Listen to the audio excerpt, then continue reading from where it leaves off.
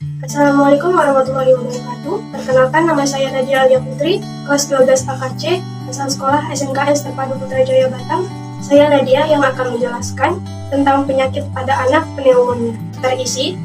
Daftar isi yang pertama adalah definisi, etiologi, klasifikasi, manifestasi klinis, patofisiologi atau pathway, dan asuhan keperawatan secara singkat.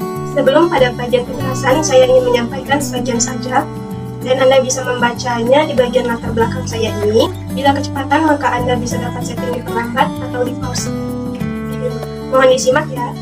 Pada penjelasan yang pertama, definisi menurut WHO pada tahun 2015 dalam jurnal yang ditulis oleh Slamet Suryono.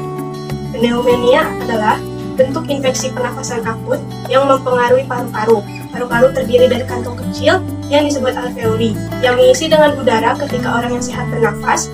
Ketika seorang individu memiliki pneumonia, alveoli dipenuhi dengan nanah dan cairan yang membuat pasokan oksigen yang menyakitkan dan terbatas. Sumber gambar Alodokter. Penjelasan kedua, menurut Amin dan Hardy pada tahun 2015 dalam jurnal yang ditulis oleh Slamet Suryono, penyebaran infeksi terjadi melalui droplet dan sering disebabkan oleh Streptococcus pneumonia melalui selang infus oleh Staphylococcus aureus, sedangkan pada pemakaian ventilator oleh Enterobacter dan Enterobacter. Dan masa kini terjadi karena perubahan keadaan pasien, seperti kekebalan tubuh dan penyakit kronis, polusi lingkungan, dan penggunaan antibiotik yang tidak tepat. Setelah masuk ke paru-paru, organisme bermultiplikasi, dan jika telah berhasil menghantam mekanisme pertahanan paru-paru, terjadilah pneumonia. Selain di atas, penyebab terjadinya pneumonia sesuai penggolongan ASI dan Effendi pada tahun 2014 yang ditulis oleh Slamet Suryono, yaitu bakteri, jamur, virus aspirasi, Mycoplasma pneumonia, pneumonia hipostatik, dan sindrom Leber.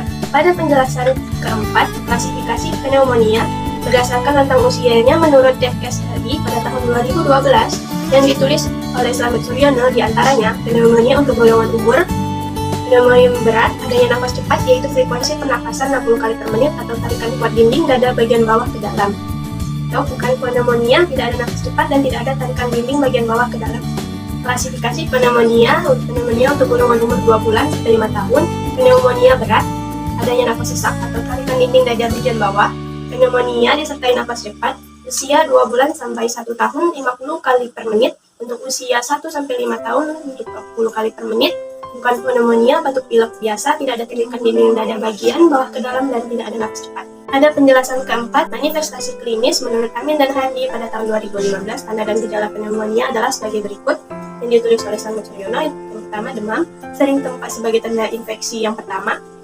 Yang kedua, sakit tenggorokan merupakan keluhan yang sering terjadi pada anak-anak yang lebih besar, ditandai dengan anak-anak akan menolak untuk minum dan makan per oral. Yang ketiga, batuk, merupakan gambaran umum dari penyakit pernapasan. Di samping batuk atau kesulitan bernapas, terdapat napas cepat. Pada anak umur 2 bulan sampai 11 bulan, 50 kali per menit. Pada anak umur 1 tahun sampai 5 tahun, 40 kali per menit. Muntah, anak kecil mudah muntah bersamaan dengan penyakit yang merupakan petunjuk untuk kawaitan infeksi, biasanya berlangsung singkat, tapi dapat menetap selama sakit. Keadaan berat pada bayi tidak dapat menyusu atau makan atau minum, memuntahkan semuanya, kejang, letargis atau tidak sadar, sianosis, stres pernapasan berat.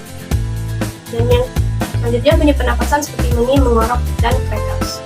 Ada penjelasan kelima, patofisiologi atau pathway menurut LIDA pada tahun 2014 dalam jurnal yang ditulis oleh Slamet Suryono. Ada tampilan di bagian latar belakang ini. Ada penjelasan keenam, pemeriksaan penunjang menurut Amin dan Hardy pada tahun 2015 yang ditulis oleh Slamet Suryono. Pemeriksaan penunjang pneumonia adalah SINATEX, biopsi paru, pemeriksaan kultur sputum dan darah, pemeriksaan serologi, pemeriksaan fungsi paru, spirometrik statik, dan bronkoskop. Pada penjelasan ketujuh, komplikasi pneumonia menurut Zane dan Brenda pada tahun 2013 adalah komplikasi pneumonia menyebabkan hipotensi dan shock gagal pernapasan, atelektasis, emosi pleura, delirium, superinfeksi, dan adhesi. Beberapa kelompok orang lebih berisiko mengalami komplikasi seperti lansia dan balita. Sejumlah komplikasi pneumonia dapat terjadi adalah pertama, infeksi aliran darah, infeksi yang kedua, abses paru atau paru-paru berdarah, yang ketiga, efusi pleura. Askep penyakit pada anak pneumonia secara singkat. Askep adalah asuhan keperawatan. Selanjutnya, diagnosa keperawatan menurut Hetman pada tahun 2015 dalam jurnal yang ditulis oleh Slamet Suryono. Diagnosa keperawatan disesuaikan dengan data subjektif dan objektif serta batasan karakteristik yang didapatkan.